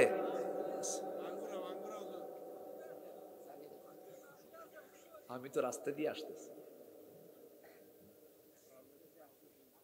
আমি আসতেছি না। একটা জাতির সভ্যতা গড়ে ওঠে, সভ্যতা দেখা যায় হলো রাস্তায়। বিদেশের লোক যখন এয়ারপোর্টে নামে, এয়ারপোর্ট থেকে নেমেই টের পায় মর্নিং শোজ দ্য ডে, তাই না? তো প্রতিবেশী আপনার রাস্তা দিয়ে, আপনার জায়গা দিয়ে একটু হেঁটে আসতেছে, একটু রাগ করলেন, একটু ক্যাসাল ট্যাসাল হয়েছে, খোঁটা গাড়লেন। চিন্তা করতে হবে আপনি যে খোঁটাটা গাড়লেন এই জায়গাটা কার? আসতে কয় অনেকে মনে সন্দেহ আছে, মনে হয় জায়গাটা কার? আর আপনি যাকে আটকালেন সেই বান্দাটা কার বান্দা? তাহলে আল্লাহর জায়গায় খোঁটা গাড়লেন, আর কার বান্দাকে আটকালেন? আসামিকে। আসামিকে যে এই তো মুরব্বীর বয়স দেখেন কত, খোঁটা গাড়লো যে, বলে ফেলছে, খোঁটা গাড়লো যে সে হচ্ছে বড় আসামি। সম্পত্তি, CSMRR, খতিয়ান, দলিল আপনার হতে পারে, কিন্তু বান্দার হাঁটার রাস্তা আপনি বন্ধ করতে পারবেন না, ঠিক কিনা? এই জমিনটা কার? ব্যবস্থা করতে হবে, ব্যবস্থা করে দিতে হবে। প্রতিবেশী, রাসূল বলেছেন আমার উম্মতের যদি কষ্ট না হতো প্রতিবেশীকে সম্পত্তির ওয়ারিস বানায় দিত। প্রতিবেশীকে সম্পত্তির ওয়ারিস বানানো মানে কি? সম্পদের হকদার বানায় দিতাম। রাস্তা দিবেন না। রাসূল কি গুরুত্ব দিয়ে কথা বলেছেন। ইসলাম কত সুন্দর। বোনকে সম্পত্তি বোঝায় দেয় না, আছে না? বোন সম্পত্তি চাইতে আসলে বলে ওই যে বিলের মধ্যে আছে জায়গা, যা। বিল দেখানো ভাই আছে না? নাই, বিল দেখায় দেয়। ওই পৌরসভার জায়গা দেখায়, কি দেখায়? বিল দেখায়, বিল বিল আছে। বোন শেষে মন টন খারাপ করে কয় ভাই তুমি বলো, তুমি যা বলবা তাই হবে। ভাইটা বোনকে পাশে বসায় বলে বোন শোনো, একটা কথা বলি, তোমার বিয়ে হয়ে গেছে, স্বামীর ঘরে চলে গেছে, সংসার শুরু হয়ে গেছে, এখানে অংশ নেওয়ার দরকার নাই, কারণ অংশ নিলে কিন্তু ধ্বংস হয়। কি ওয়াজটা দিল দেখেন, মানে শয়তান থেকে ডাইরেক্ট ওর কাছে ওহী নাজিল হয়েছে। ওহী নাজিল করছে কে? শয়তান। এগুলো করা যাবে না। আমি তো আজকে খুব ডিস্টার্ব করলাম আপনাদের মনে হয়। এই সমস্ত ওয়াজ করে দেওয়া মানে বনের সম্পত্তি বের হয়ে যাবে, সম্পদ কমে যাবে, যে আপনি এটা চাচ্ছেন তো নাকি? আল্লাহ তুমি সবাইকে বোঝার তৌফিক দাও, জোরে বলি আমিন। আল্লাহ তাআলা, আমি মাঝে মাঝে চিন্তা করি যে আল্লাহ তুমি বিচার দিবস দিলা, কবরিতে একটা ফিনিশিং দিতে পারতা। মরে যাবো কবরে, কবরে বিচার টিচার করে শেষ করতে পারতা। পরক্ষণে চিন্তা করি না, কবরে হয়তো আল্লাহ আল্লাহর বিচারটা করতে পারবেন। নামাজ পড়ি নাই, এটা কার হক? আল্লাহর হক। কিন্তু ওই যে বনের সম্পত্তি দেই নাই, এটা কার হক? তাহলে বান্দার হক। বান্দার হক যে নষ্ট করছে, তাহলে এই বিচারটা করতে হবে বান্দার সামনে না? করতে হবে কিনা বলেন? বাদী যদি সামনে না থাকে, আসামের বিচার হবে কেমনে? এই জন্য আল্লাহ তাআলা বিচার দিবস কায়েম করেছেন, হাসর কায়েম করেছেন। পুঙ্খানুপুঙ্খ সব হিসাব একটা করে করবেন তিনি কে? আল্লাহ তাআলা। আসুন আমরা প্রকৃতার্থে ঈমানদার হই, মুহাজির হই, এবং জিহাদ চলবে কার পথে? আসতে বলুন কার পথে? আল্লাহর পথে। আবার জিহাদের সাথে আল্লাহ রাব্বুল আলামিন আরো দুটো কাজ যোগ দিয়েছেন। জিহাদের গুরুত্ব কত দেখেন। আল্লাহ বলছেন ওয়াজাহাদু ফি সাবিলিল্লাহি ওয়াল্লাযীনা আওয়াউ ওয়া নাসারু উলাইকা হুমুল মুমিনুনা হাক্কা। এই মুজাহিদদেরকে যারা আশ্রয় দেবে এবং সাহায্য করবে, এই সমস্ত বান্দাই হলো আমার কাছের থেকে, আমার পক্ষ থেকে তাদের খেতাব পাওয়া, তারা হলো টাটকা মুমিন। জোরে কোন সুবহানাল্লাহ।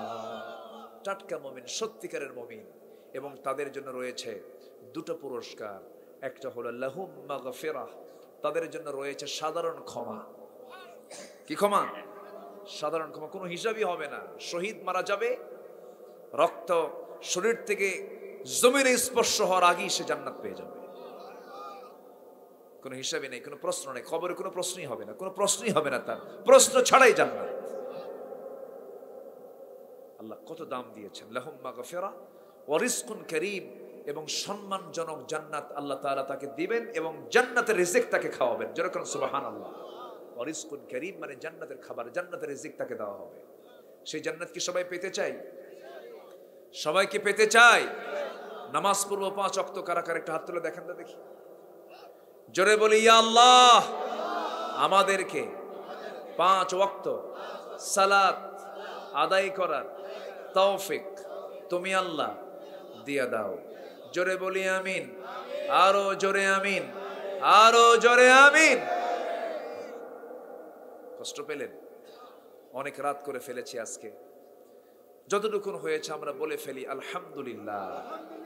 জোরে বলি আলহামদুলিল্লাহ। আমরা সবাই নামাজের মতো করে বসবো।